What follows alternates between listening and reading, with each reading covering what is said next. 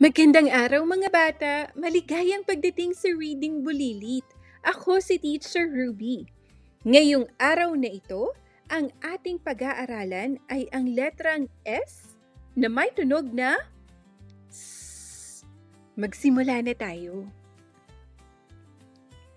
Tingnan natin ang mga sumusunod na larawan. Ano ang kanilang pangalan? Sabon, saging, sipilyo, suklay, sapatos, susi. Ang mga nabanggit na larawan ay nagsisimula sa letrang S na may tunog na S. Paano ba gawin ang tunog ng letrang S? Upang mabuo ang tunog na S, ilagay ang dulo ng iyong dila malapit sa likod ng iyong mga ngipin. Panitilihing bahagyang nakabukas ang iyong mga labi at palabasin ang hangin sa makitid na pagitan ng iyong itaas at ibabang ngipin. Subukan natin muna. S. Ulitin. S. Subukan mo namang pahabain ang tunog nito.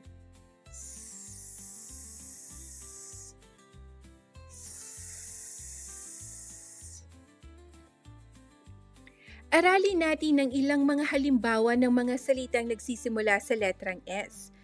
Sabihin natin ang salitang silya ng dahan-dahan at pakinggan ang tunog ng letrang S sa simula.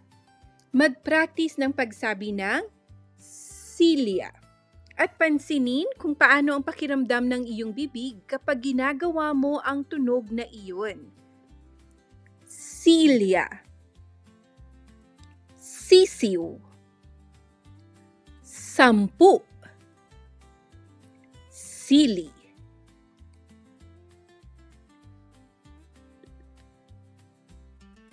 Magsanay naman tayo ngayon. Pangalanan mo ang mga sumusunod na larawan. Itaas mo ang iyong kamay kung ang pangalan ng larawan ay nagsisimula sa letrang S. Handa ka na ba?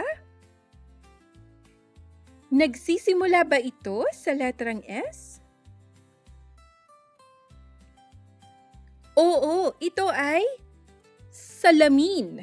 Nagsisimula ito sa letrang S at sa tunog na S. Salamin. Nagsisimula ba ito sa letrang S?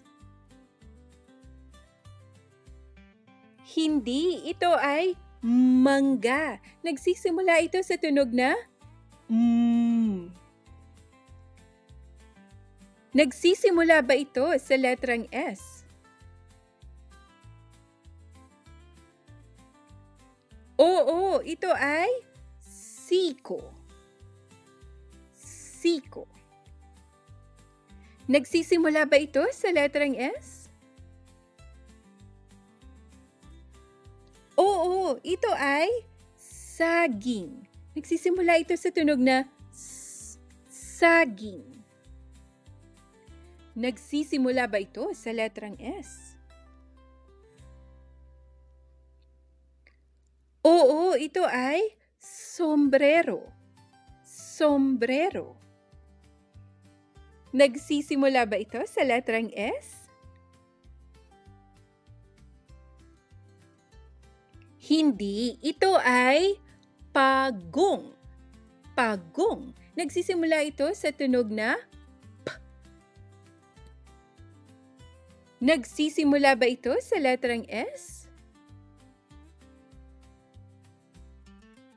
Oo, ito ay sibuyas. Sibuyas. Nagsisimula ba ito sa letrang S? Hindi, ito ay kalabasa. Nagsisimula ito sa tunog na K. Kalabasa. Nagsisimula ba ito sa letrang S? Oo, ito ay saranggola. Nagsisimula ito sa tunog na saranggola. Ang mga larawan sa ibaba ay nagsisimula sa letrang S na may tunog na salamin, siko, saging, sombrero, sibuyas, at saranggola. O magsulat naman tayo ngayon. Ang letrang S ay tumutukoy sa tunog na S. Ito ang malaking letrang S at ito naman ang maliit na letrang S. Magsimula muna tayo sa pagsulat sa hangin. Ihanda mo ang iyong mga braso at kamay upang maayos na maisulat ang mga letra. Handa ka na ba? Para sa malaking letrang S, magsimula sa paggawa ng isang kurbang linya na pababa at pagkatapos ay ikurba ito pabalik pakaliwa para itong pagguhit ng isang ahas. Para naman sa maliit na letrang S, gumawa ng mas maliit na kurbang linya katulad ng ginawa mo sa malaking S. Ikurba ito pababa at paikot parang isang maliit na ahas. Ngayon, natutuhan na natin ang letrang S. Patuloy tayong mag-ensayo at mag-aral ng mga bagong tunog at salita. Huwag kalimutan, bawat letrang natututuhan ay isang hakbang patungo sa pagiging mahusay na mambabasa. Magkita tayo sa susunod na aralin. Paalam!